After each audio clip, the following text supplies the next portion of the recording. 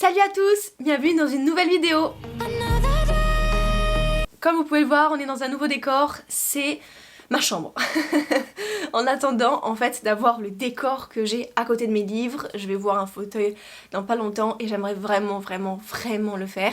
Mais là du coup je me suis dit, vu qu'on va parler d'autre chose que des bouquins, qu'on va parler encore de mes troubles, comme vous avez pu le voir dans le titre de la vidéo, on est dans ma chambre et je me suis dit que j'allais aussi essayer de faire un test avec une lumière naturelle. Du coup là je suis carrément devant ma vitre, comme vous pouvez le voir, et du coup je vais essayer en lumière naturelle. Je suis pas sûre que ça me met bien en valeur vu mes cernes, mais je vais essayer autre chose que les gros spots qu'on a quoi. Du coup voilà, je suis hyper contente de vous retrouver dans cette vidéo parce que comme vous avez pu voir le titre de la vidéo, on va parler de ce qui se passe grossièrement dans ma tête en tant que personne 10 et personne atteinte de TDA avec hyperactivité quand je fais des vidéos YouTube. Parce qu'il s'en passe des choses.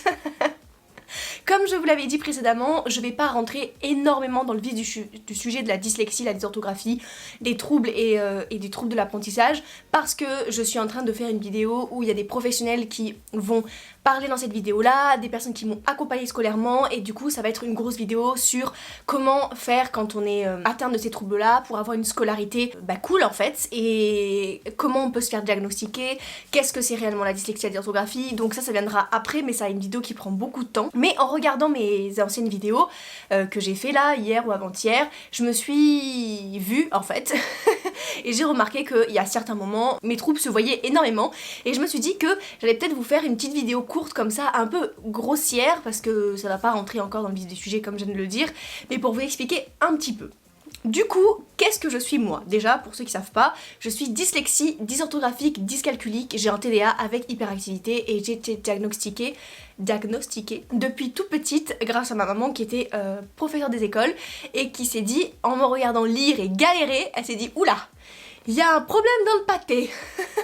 Et du coup c'est allé assez rapidement, donc ça c'est plutôt cool en fait. Et alors quand je fais une vidéo, qu'est-ce qui se passe? Et ben il faut savoir que déjà je vais vous donner quand même des définitions, même si si vous voulez vous pouvez aller maintenant dans la description. J'ai expliqué en gros quand même ce qu'étaient les troubles 10 et le TDA avec hyperactivité, donc si vous voulez aller regarder comme ça au moins vous ayez une base quoi. Mais sinon je prends mon petit téléphone et vous expliquerai pourquoi même avec mes connaissances je suis obligée de m'appuyer sur un sujet. Pour ce qui est alors le TDA, en fait c'est le trouble de l'attention. Un trouble de l'attention c'est quoi? C'est être incapable d'être attentif pendant une période donnée. Être facilement distrait par ceux qui nous entourent, avoir des difficultés à porter une attention particulière aux détails, faire des erreurs d'étourderie, se concentrer de manière excessive et être incapable de recentrer son attention, oublier d'effectuer des tâches et perdre souvent des objets importants. Moi j'ai avec hyperactivité, avoir la bougeotte, tenir des rythmes avec tes doigts, bouger les jambes etc, avoir une sensation d'agitation intérieure, avoir l'impression que ses idées défilent et parler trop et parler vite. Problème d'impulsivité, parler à des moments inappropriés, interrompre les autres et laisser échapper des paroles sans réfléchir et prendre des décisions impulsives. Ça, c'est la définition, une des définitions du TDA, TDAH. Il faut savoir que je vais faire un disclaimer, pas une aparté, un disclaimer. Chaque personne atteinte de troubles a une vision complètement différente. Vraiment, c'est-à-dire que moi je vais peut-être ressentir des choses que certaines personnes qui vont avoir les mêmes troubles que moi vont pas ressentir. Chacun a son propre corps, son propre cerveau, ses propres troubles, mais il y a quand même une cohérence qui a fait qu'on peut poser un diagnostic, donc peut-être que y en a et ça va résonner, mon discours va résonner, du coup je serais intéressée de savoir ce que vous en pensez dans les commentaires, ça me ferait vraiment plaisir, mais voilà, chaque expérience est propre à chacun. Même si quand on est diagnostiqué, comme je le redis, évidemment qu'on a des similitudes et qu'il y a des choses quand même qui sont assez évidentes, entre guillemets. Du coup, ça, qu'est-ce qui se passe quand je fais une vidéo YouTube ou dans mon quotidien? Et tout simplement, je parle énormément vite. Là, j'ai essayé de me calmer, mais genre vraiment pour cette vidéo, je me dis vas-y ralentis, mais c'est très dur. Tout simplement parce que mon cerveau va beaucoup plus vite que ma parole. Ce qui fait que je n'ai pas le temps d'analyser ce que je dis, que des fois du coup, ça va tellement vite que je dis des mots qui n'ont absolument rien à voir. Ce qui fait que mon montage prend des fois des jours et des jours. Parce que je dois cutter énormément de choses et des fois je suis là...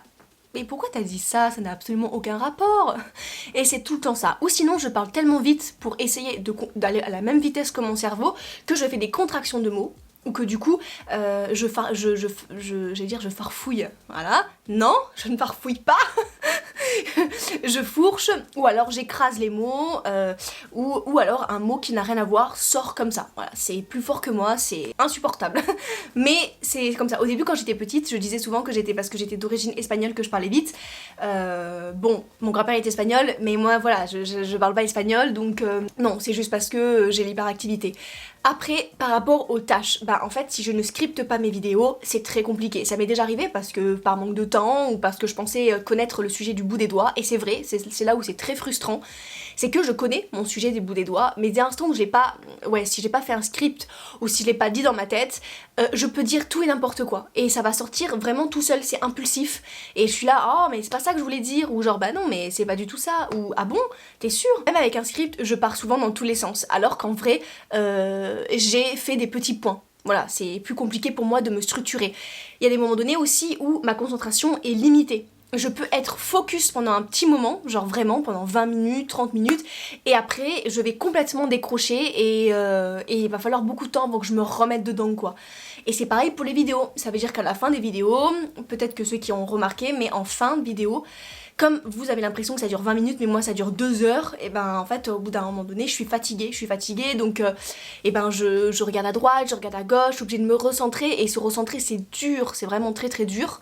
Et souvent aussi il y a quelque chose que j'ai beaucoup remarqué, je papillonne énormément des yeux. En fait c'est pareil, c'est la vitesse de mon cerveau, je papillonne et ça permet de me recentrer en fait, ça permet de vraiment de focus et de ne plus être fatiguée. C'est vraiment comme un réveil en fait. C'est un truc vraiment... un petit shot de style. Mais voilà, ça c'est pour le TDA. Et évidemment au quotidien, au quotidien c'est pareil, j'oublie énormément mes affaires, je suis extrêmement maladroite aux grandes dames de ma copine, et puis j'ai une concentration soit vraiment petite, soit énorme. Vraiment je peux me dire allez du jour au lendemain je vais bosser tout aujourd'hui, je vais tout faire d'un coup, on va pas pouvoir me dire d'arrêter, je vais faire ça de 8h du matin à 19h et puis le lendemain je vais pouvoir absolument rien faire. Donc c'est très compliqué et l'organisation est dure, j'allais dire est inexistante mais non. Dans le sens où j'ai quand même une organisation, je sais quand même m'organiser, mais c'est une organisation qui est compliquée, ça va pas être une organisation de base comme tout le monde, il faut un agenda spécifique. Là j'ai acheté un nouvel agenda, j'arrive pas à le tenir parce que j'aime pas du tout ce style d'agenda et qu'il me convient pas, c'est des codes couleurs, beaucoup de codes couleurs, beaucoup de rangements. C'est-à-dire j'aime bien voilà avoir des trucs pour ranger mes trucs dedans, et puis des carnets, plein de carnets et plein de petits, voilà, c'est plein de petites choses qui font que au quotidien il faut être organisé, mais on sait aussi que cette organisation soit elle va pas tenir, soit il y a des moments donnés où ça va fuiter, et puis ça prend du temps de trouver sa propre organisation. Je l'avais regardé sur une des vidéos de la chaîne d'Olympe qui a un TDA aussi avec hyperactivité il me semble, et elle a expliqué justement ses tips et elle disait qu'elle avait cherché pendant des années, et moi c'est encore le cas, je cherche encore certaines choses, il y a certaines choses maintenant qui me conviennent et puis il y a d'autres trucs bon ça me convient pas ou je suis encore en train de chercher quoi. Donc c'est compliqué pour l'organisation d'une vidéo qu'il faut structurer. C'est un peu compliqué. Donc ça c'est ce qui se passe quand j'ai l'hyperactivité, je bouge. Par exemple je les vois par rapport à mon focus aussi. Je dis tout le temps que ma vidéo est floue, et c'est vrai, la plupart de mes vidéos sont floues. Je sais que j'ai pas le meilleur appareil photo entre guillemets pour faire des face cam, et que j'ai pris ça pour faire des vlogs, mais aussi c'est un énorme budget, faut pas se le mentir hein. Et je sais aussi que là je me contiens, c'est marqué donc sur mon script, ne pas bouger, parce que je bouge énormément dans mes vidéos, énormément, et le problème c'est que du coup mon focus n'arrive pas à me suivre. Mais ça, c'est plus fort que moi, ça me permet de me canaliser et puis c'est comme ça. Du coup, c'est vraiment ce qui m'arrive au quotidien et surtout quand j'essaie de faire une vidéo YouTube. Après, pour la dyslexie et la dysorthographie, parce que la dyscalculie, je vais aussi vous dire, mais ça rentre pas en gros... J'ai pas besoin trop de la dyscalculie quand je fais une vidéo, plutôt dans un quotidien, plutôt au travail. Mais du coup la dyslexie qu'est-ce que c'est? C'est un trouble spécifique de la lecture, il s'agit également d'un trouble persistant de l'acquisition du langage écrit caractérisé par des grandes difficultés dans l'acquisition et des automatisations des mécanismes nécessaires à la maîtrise de l'écrit, lecture, écriture, orthographe. J'ai rien compris à cette définition, c'est l'OMS pourtant, mais ouais non. Donc la dysorthographie, qu'est-ce que c'est? Eh ben c'est un problème d'écriture évidemment, et c'est un problème où tu mélanges les lettres. Voilà, ça va être très grossier, mais c'est principalement ça. Et il faut savoir que moi je suis moins dyslexique et je suis beaucoup plus dysorthographique, voilà. Mais les deux vont souvent ensemble, d'ailleurs c'est la dyslexie et dysorthographie, c'est vraiment, ça va quand même ensemble la plupart du temps. Je confonds, quand j'étais petite, je confondais beaucoup plus par exemple les B et les D, et donc ma vie, quand je fais une vidéo YouTube, est remplie de mémotechniques. Je m'explique. Quand je dis un mot, vous voyez, des fois je fourche, et j'arrive pas à dire un mot comme diagnostiquer, et ben je suis obligée de me poser, et dans ma tête je vais faire gdanoxique, d comme un D à coudre. Vous voyez, le raisonnement, il est long, hein. Et après, je pose diagnostiquer, hop, et c'est bon. Mais je peux le dire 50 fois, des fois ça sortira pas quand je me serai pas posée, et je me serais recentrée pour que du coup ça sorte correctement avec mes mémotechniques qui se passent dans ma tête. Personne ne l'entend, je le fais souvent pas à voix haute, je le fais souvent à l'intérieur. Sauf quand j'essaie de me répéter un mot que j'arrive vraiment pas à dire. Mais du coup c'est ce qui se passe. Et du coup bah il y a des mots voilà qui me viennent dans un orthographe qui n'a rien à voir, c'est phonétique des fois, d'ailleurs beaucoup phonétique, j'ai beaucoup été phonétique. Et après on apprend avec le temps à avoir des mémotechniques beaucoup plus... qui arrivent directement en fait. Ça, c'est la dyslexie, entre guillemets. Et la dysorthographie, je vais vous dire ce que c'est. La dysorthographie, se définit comme un trouble de l'acquisition de l'orthographe. Ce problème d'apprentissage se traduit à l'écrit par des difficultés à respecter l'orthographe des mots, faute d'orthographe, découpage anarchique des mots avec des mots collés, disparition et transformation de certains sons, ajout des lettres et des syllabes, inversion, recopier un texte c'est compliqué, conjuguer grammaire et syntaxe et organiser des phrases correctement. Ça, je l'ai eu mais vraiment à fond quoi. Vraiment à fond.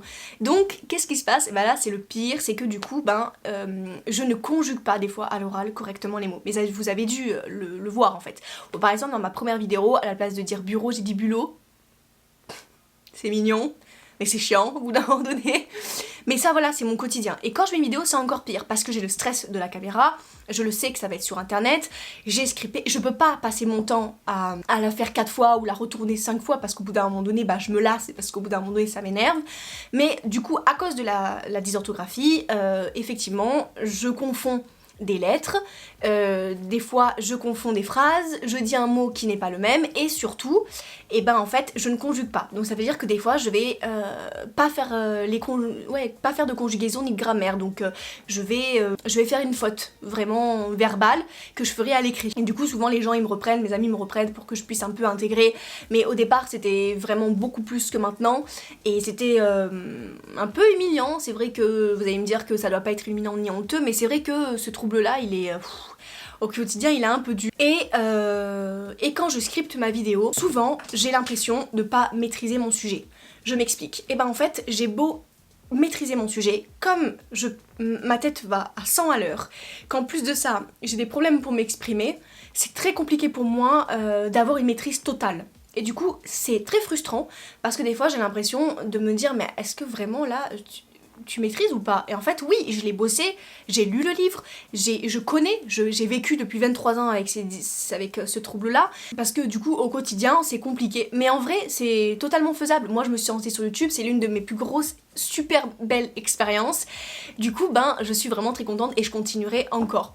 Et pour faire aussi encore un petit point sur la syntaxe, souvent je prends pas de respiration, parce que je fais comme à l'écrit en fait, c'est-à-dire qu'à l'écrit je peux pas mettre de virgule, de point, c'est compliqué, je ne sais absolument pas où ça se trouve, je sais absolument pas où c'est qu'il faut les mettre, donc pour ça j'ai fait encore une fois des mémotechniques, à chaque respiration il y a une virgule et quand ça commence à faire une longue phrase, là tu peux mettre un point. Mais tu vois, vous voyez c'est des mémotechniques qui sont pour moi, tout simplement. Et quand je parle, c'est la même chose, je parle beaucoup, trop, j'arrive pas à m'arrêter et je sais pas où mettre point, les virgules, il faut être plus à l'écoute. Par contre pour lire, il n'y a pas trop de problème. Je sais que la lecture, j'ai tellement bossé dessus parce que j'étais passionnée que j'ai pu lire et que je peux encore lire et que j'ai une grande rapidité et une concentration pour la lecture et sur ça je suis super contente de l'avoir. Pour l'écriture je fais des progrès, de toute façon avec le correcteur automatique ça m'a beaucoup aidé en vrai parce que je le vois écrit, donc ça c'est plutôt pas mal. Mais pour écrire une vidéo, sous de ma vidéo par exemple une description, il faut forcément que ma compagne me réécrive, me corrige, parce que sinon je ferai beaucoup trop de fautes. Après le but c'est que je montre quand même certaines choses. Le but c'est cette chaîne YouTube, c'est parler de mes troubles et c'est donc de montrer comment je suis réellement. Je sais que certaines personnes ils vont peut-être se dire ouais mais au bout d'un moment donné c'est un peu chiant et tout, j'espère pas d'ailleurs parce que on n'y est pour rien et parce que moi je suis fière d'avoir ça, d'avoir combattu avec ça en fait et puis d'en être arrivée là. Donc je suis plutôt contente, mais c'est vrai qu'au quotidien ça peut être lourd, oui, j'en conviens.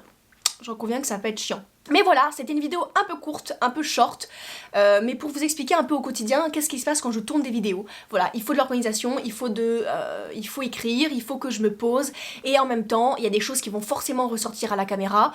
J'essaie d'effacer au maximum au montage, mais c'est vrai que le problème c'est que je peux pas non plus tout effacer, et j'espère surtout que vous me laisserez un peu plus d'espace pour faire ça. J'espère que ça va pas vous déranger trop, que je fasse peut-être que je fasse moins un gros montage pour tout effacer, parce que moi je veux montrer aussi qu'on peut très bien s'en sortir avec des troubles et qu'on peut très bien se lancer sur les réseaux sociaux ou sur YouTube ou sur des plateformes qui demandent un effort pour les personnes avec ces troubles là. Donc je vous remercie énormément d'avoir regardé cette vidéo, de me soutenir toujours autant, ça me fait énormément plaisir. On se retrouve dimanche pour une nouvelle vidéo sur les livres, la revue littéraire, et jeudi pour une vidéo qui n'a absolument rien à voir. Je vous fais des gros bisous. N'hésitez pas à liker, à partager, à aimer cette vidéo, abonnez-vous, ça me ferait trop plaisir, suivez-moi sur les réseaux sociaux, et puis on se dit à dimanche. Bye.